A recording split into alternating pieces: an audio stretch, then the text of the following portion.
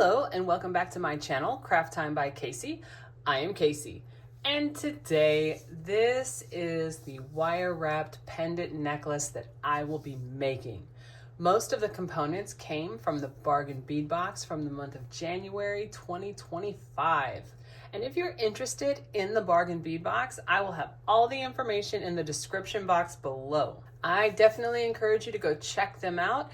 When you do, you want to use my code. That code is Casey2, and that code will get you $2 off your first order from their website or $2 off your first month's subscription. So if you would like to see how this necklace came about, then stay tuned.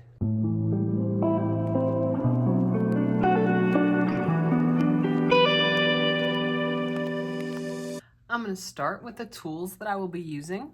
I have 2 sets of chain nose pliers, 1 set of cutters, 1 set of round nose pliers, 1 set of industrial cutters, and 1 set of crimping pliers. And I want to briefly mention my tool set. It is the Casual Comfort tool set, and as the name suggests, this is one of the most comfortable tool sets that I have found. The biggest thing for me is the size. It just seems to be made for adult size hands. A lot of times jewelry making tools like this will be made just a little bit smaller, and they certainly function, but these to me just feel so much better. And you can see the grips are quite a bit larger too, making them a lot more comfortable. So I will have this tool set linked down below along with everything else I use in this video that did not come from the bead box. And I did mention the industrial cutters. This is what I have, the Milwaukee brand. And the reason I mention these in addition to the jewelry cutters is because I'm using wire. And anytime I use the thicker wire for wire wrapping, which I will have in this video, I always use my industrial cutters. They obviously are made just a little bit stronger, and they make my regular jewelry cutters last a lot longer. When you cut like the thicker wire or thicker chains or anything like that with your jewelry cutters, it can really mess them up pretty quick. I'm also using 49 strand bead along wire in the color Bright, and I always get the 100 feet just because I go through it so quickly. I know you can see with that silver color the difference between the metal here that's red copper, but once everything is put together, you'll see you won't even notice the color of the wire. I will also link below the opening video I did for the bargain bead box, and it will have a detailed description of everything I used that came from the box, and of course I'm highlighting this beautiful pendant that came this month. And of course, all the other rhodonite. There were so many different rhodonite gemstones that came this time. I kind of have a variation of all of them put together in one piece. And I cut a piece of wire. It's just over 12 inches, and that's way more than I'll need for the necklace, but that gives me enough space on either end to do the opening and closing.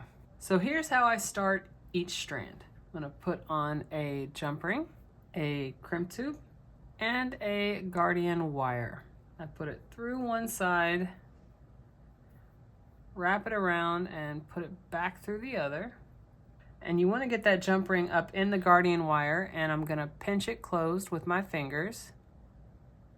And then I want both ends of the wire through that crimp tube. I'm going to pull on the longer end because I don't need that much of a tail. And I know the parts are really small here. I'm going to separate that wire so that it's not crossed underneath that crimp tube. I'm going to take my crimping pliers and go into that second divot and give it a good smash. Get that taco shape. Turn it on its side. Go into that first divot and give it another smash. And I'm going to go with that flat part on the end of the crimping pliers and give it the final smash. And that makes it nice and snug. And I'm gonna hold the end, take a crimp cover and put it right on top of that smashed crimp tube. And I'm gonna take it and flip it up and go in with my chain nose pliers. Give it a very gentle smash. And then I'm gonna go front to back and bend in that end on the crimp tube, just like that. And that's how I begin each strand. So then it's just the order of the beads. So I have a very simple back and forth as my first couple of beads. I really like these faceted round beads that kind of half and half. Pull them all the way down. And for the first couple of beads, I put that tail up through it, just like that. And I like how that crimp cover kind of gives the illusion of the first bead. Really nice. And then my next three, I have another spacer bead from my own stash, and I'm using 2 of the 6mm rhodonite. And then I'm using 2 of the 8mm, and then I have one of the bead caps on either side. And the next few, I'm gonna add one of the bails from my own stash. I really like these smaller bails with that detail on there, and I will have these linked down below. Of course, this will be used in the design at the end. And then I have 2 of the coin beads, the faceted rhodonite coin beads. So as you can see, it's just kind of a graduated state, a little bit larger each time with the beads. And then the centerpiece, the way I'm going to do the bail for this one, now this will be the bail that this main pendant will be hanging from. Now this came with a bail, but it was a very small, simple bail, and it certainly functioned. But I have some bails in my stash that I preferred to use. So I'm gonna be using this much larger bail that has a really pretty design on it. Now, I start by putting 2 of the spacer beads on there, and then I'm gonna add that bail. And what this does is it gives the bail something to rest on, just like this. And then the spacer beads go and rest on each bead that's next to it, just like that. So now, at this is the center point. What you need to do is create this exact order in reverse on this side. All right, so there it is. Same bail on this side, the smaller one with that design. Really nice. I just think these gemstone beads are beautiful. All right, so now we're gonna close it off. I'm going to put on a jump ring, a crimp tube, and a guardian wire. I'll put it through one side, wrap it around, put it through the other. And once you have that jump ring in there, you wanna pinch that guardian wire closed. And then you want both ends of that wire through the crimp tube, just like that. So now I'm gonna pull on the wire, get it down, and I'm gonna put the end of that wire through the first couple of beads. So just like that. And now I'm gonna pull it down. And here's where you have to kind of use your own judgment for a balance, because you definitely wanna pull it really snug, okay?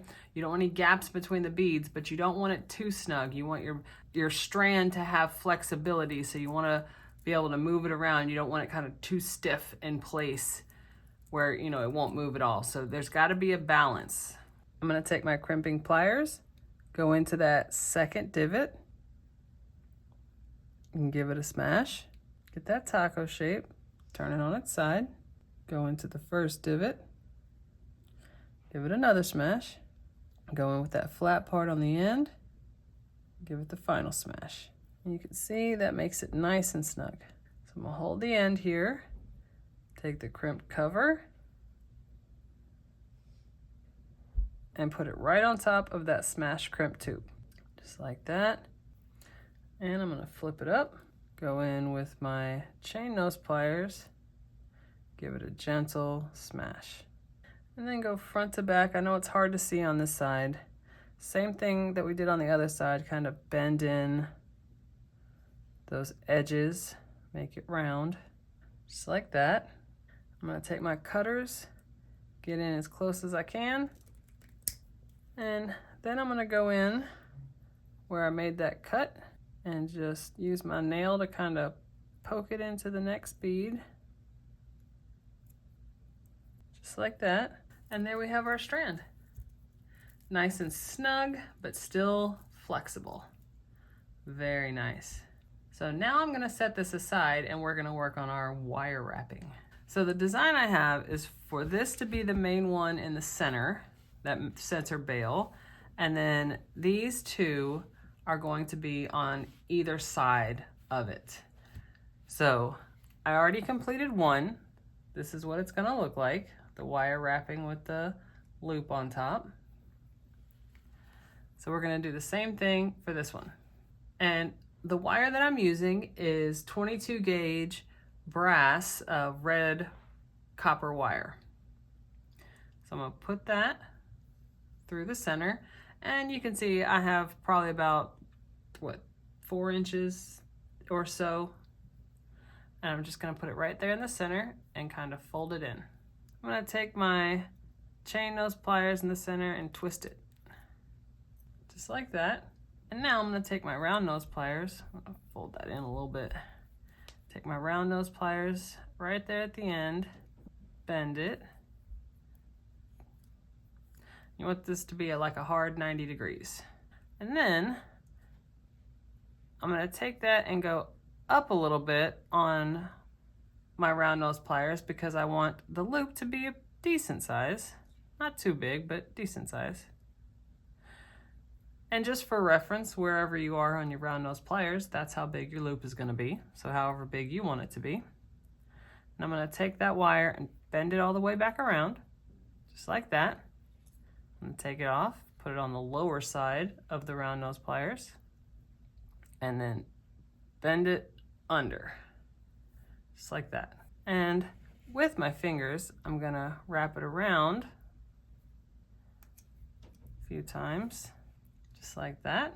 And I'm gonna take my industrial cutters, because again, this is the wire and I wanna have my jewelry cutters, you know, last as long as I can. And I'm gonna just snip off the edges there. And then I'm gonna take my chain nose pliers and kind of bend in the nubs there at the end so that it's not super sharp. And I usually like to run my finger across it because if I can feel it, then I have to go back in there and fix it. And then just like that, we have 2 wire wrapped gemstones. Very nice. Okay, so now we're gonna start putting everything together. So for the lengths of chain, I have 6 1/4 inches for each length of chain. And of course, this is the chain that came in the box. And I'm gonna start on each side and take that 4mm jump ring that's already on here, open it, connect it to the last link in the chain, just like that, close it, there you go. Then on the opposite side of that same length of chain, I'll take another 4mm jump ring, open it, and put it on the opposite last link, just like that. And while that's still open, I'm gonna go ahead and put on a lobster clasp and close it. And I'm gonna put the other chain on the same way, but instead of ending with a lobster clasp, I'm gonna end with a 6mm jump ring, just like that. So now I'm going to attach the pendants. And I'm going to attach each one with a 4mm jump ring. So just like that, open it. And I'm gonna put the smaller ones on the outside, the wire wrapped ones, and close it. And I'm gonna attach the other 2 pendants the same way. And there they are. Gosh, it looks so good together. All right, so now we're gonna close it. There's the clasp. And there's the final piece. So I'm going to set this up on my display so that we can see it better. All right, so here it is, and I'm just super excited with how this came out.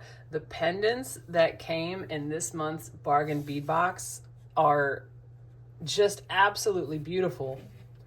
I love, love, love the rhodonite gemstones. And I like the variation of size and how it came together in this necklace with the kind of graduated sizes in it. And it's just really, really pretty. So once again, if you are interested in the bargain bead box, I will have all the information in the description box below. And when you go check them out, you want to use my code. Again, that code is Casey2, and that code will get you $2 off your first order from their website or $2 off your first month subscription. So if you like this video and you want to see other videos just like this, go ahead and hit that subscribe button down below and give me a like. Leave a comment. I would love to hear your thoughts on this necklace. I absolutely love reading my comments. You guys are so kind, and I definitely look forward to seeing you in the next one. Bye.